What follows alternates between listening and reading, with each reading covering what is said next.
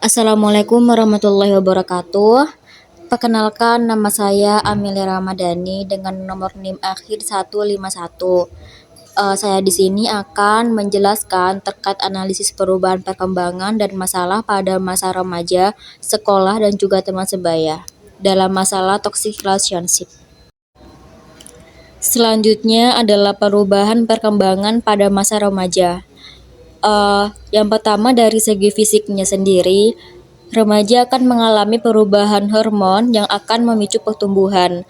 Perkembangan organnya pula akan mulai terjadi, terutama pada sistem reproduksi.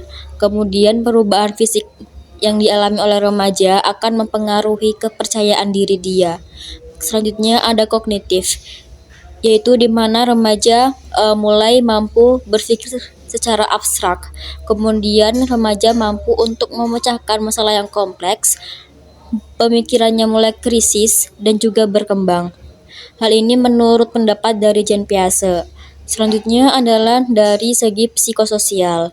Menurut Erik Erikson, remaja pada masa ini mulai mengeksplorasi pencarian jati dirinya dia. Kemudian hubungannya dengan teman sebaya menjadi sangat penting. Remaja akan mulai mandiri dari keluarganya.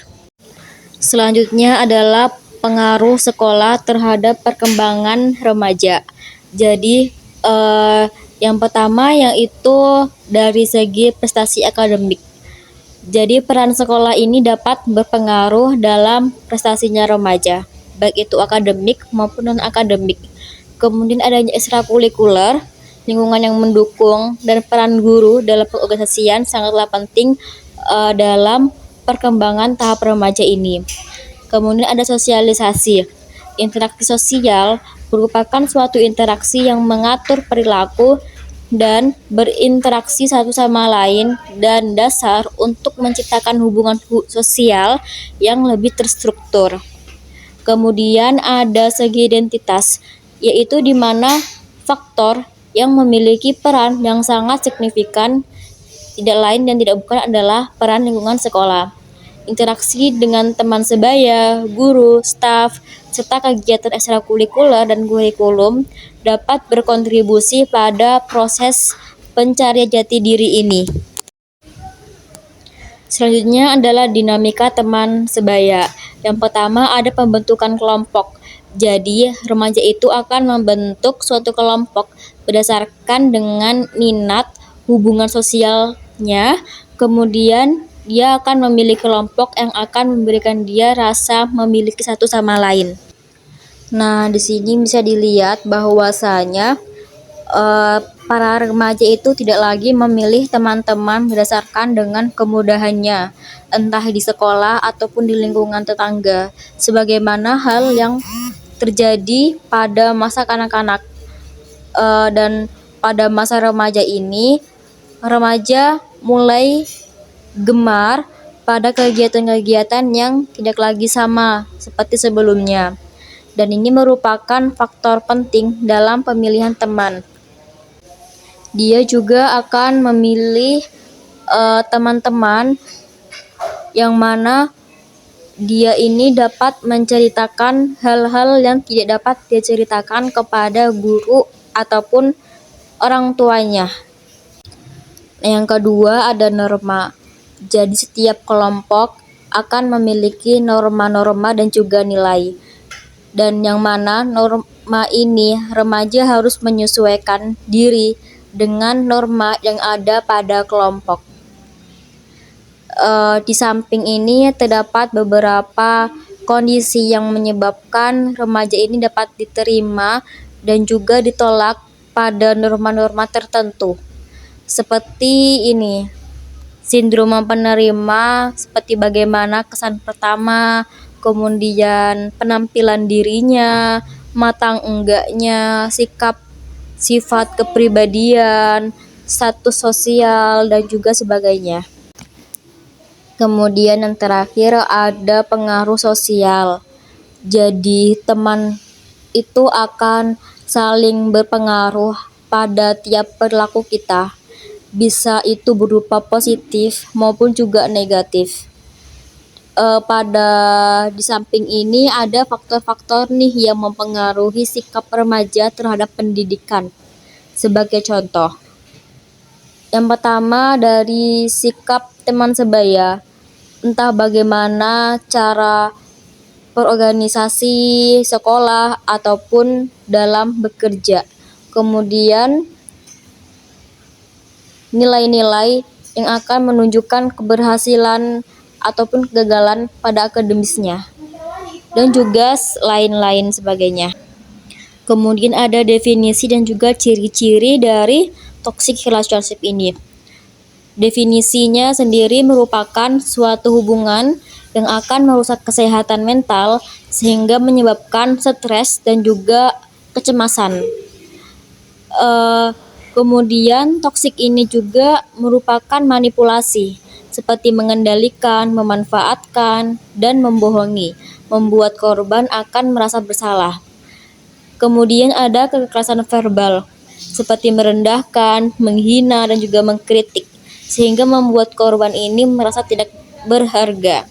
Dan terakhir ada isolasi, jadi korban ini akan memisahkan dari teman atau keluarganya, dan membuat si korban ini akan bergantung pada pelaku. Nah, kemudian yang terakhir ada dampak negatif dari toxic relationship ini. Yang pertama dari segi kesehatan mentalnya sendiri, korban akan mengalami depresi, kecemasan, dan gangguan stres. Kemudian hilangnya kepercayaan diri dan juga harga diri. Dari segi emosionalnya, dia akan merasa sedih, marah, dan juga takut, sulit mengendalikan emosi yang dia alami. Yang terakhir dari sosialnya sendiri, dia akan menarik diri dari pergaulan, kemudian kehilangan teman dan dukungan sosialnya. Kemudian ada pula strategi untuk mengatasi dan juga mencegah toksik ini. Yang pertama itu dengan cara mencari dukungan. Mari kita mencari dukungan dari orang-orang lebih dewasa, ataupun bisa dengan berbicara dengan teman ataupun konselor. Cari dukungan sosial yang bisa menguatkan kita. Kemudian ada komunikasi, kita bisa belajar berkomunikasi dengan baik, asertif, dan menyatakan perasaan yang kita alami itu dengan jujur, dengan hati, dan juga jelas.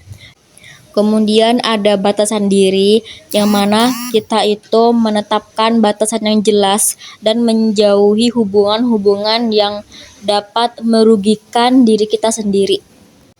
Nah, kemudian di sini ada kasus, yaitu terkait toxic relationship dalam pertemanan. Jadi pada kasus ini dibahas yaitu dengan pengalaman seorang mahasiswi semester 6 di Universitas Swasta di Jakarta. Jadi si mahasiswi ini merupakan seseorang yang tumbuh dengan kondisi keluarga yang tidak harmonis, di mana ayahnya meninggalkan ibunya sejak sebelum ia lahir. Kemudian dia dibesarkan oleh nenek dan juga tantenya di Jakarta, sementara ibunya bekerja di Samarinda. Kemudian si mahasiswi ini memiliki keterbatasan fisik, yaitu berupa suara yang sangau akibat operasi langit-langit yang sumbing. Kemudian dia mengalami pengalaman yang berhubungan dengan toxic relationship ini, yaitu sejak umur dia kecil, di mana dia ini dibully oleh teman-temannya karena dia memiliki suara yang berbeda. Kemudian temannya ini juga sering menirukan dengan nada yang mengejek, dan ataupun juga dengan terang-terangan menanyakan kayak, "Ih, suaramu kok kayak gitu?" Seperti itu. Kemudian dampak yang dialami oleh si mahasiswi ini yaitu pertama, kurangnya kepercayaan diri, sehingga dia ini sulit untuk memulai komunikasi dengan orang lain, bahkan dengan orang yang belum ia kenalnya. Kemudian dia menjadi pribadi yang lebih tertutup, di mana ia ini lebih suka bekerja sendiri dan menghindari interaksi sosial. Kemudian ada cenderungan yang sering overthinking, di mana ia sering melamun, kemudian merasa tidak diterima, dan takut untuk berkomunikasi karena khawatir akan diejek seperti pengalaman yang dia alami. Kemudian dia juga ini diperlakukan dengan tidak adil oleh keluarganya. Walaupun di kasus ini dinyatakan bahwasanya dia memiliki IPK yang tinggi, yaitu 3,94, namun keluarganya ini tidak pernah mengapresiasi prestasinya hanya karena dia ini memiliki suara yang sangau.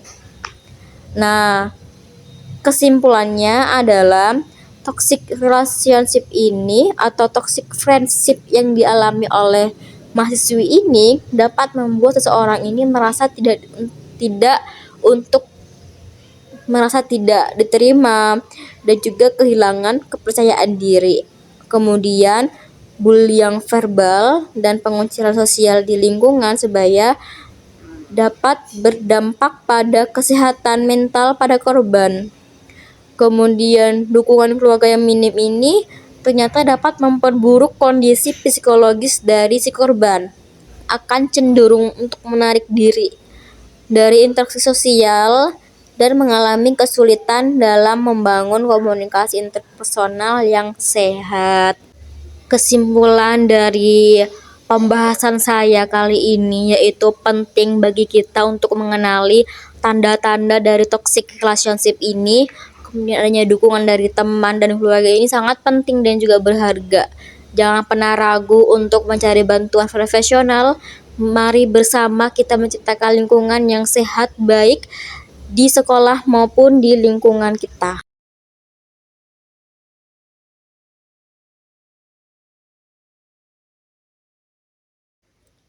Terakhir, saya ingin menyampaikan dalam surah Al-Kahfi ayat 28, Bismillahirrahmanirrahim, wasbir nafsaka ma'alladzina yad'una rabbahum bil ghadati wal 'ashiyyi yuriduna wajhah wala ta'du 'ainaka anhum turidu zinatal hayatid dunya wala tuti' man aghfalna qalbahu an dzikrina wattaba'a hawahu wa kana amruhu furuta.